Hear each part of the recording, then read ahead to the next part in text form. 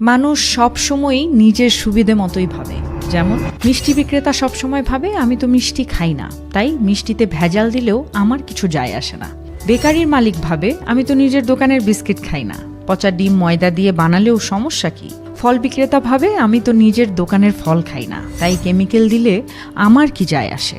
মাছ বিক্রেতা ভাবে এই মাছ তো আমি খাবো না, একটু ফরমালিন দিলে ক্ষতি কি। কিন্তু দিন শেষে মিষ্টি বিক্রেতা মিষ্টি বিক্রি করে বিস্কুট ফল মাছ কিনে বাসায় ফেরে। বেকারির মালিক বিস্কুট বিক্রি করে মিষ্টি ফল মাছ কিনে বাসায় ফেরে। ফল বিক্রেতা ফল বিক্রি করে মিষ্টি বিস্কুট মাছ কিনে বাসায় ফেরে।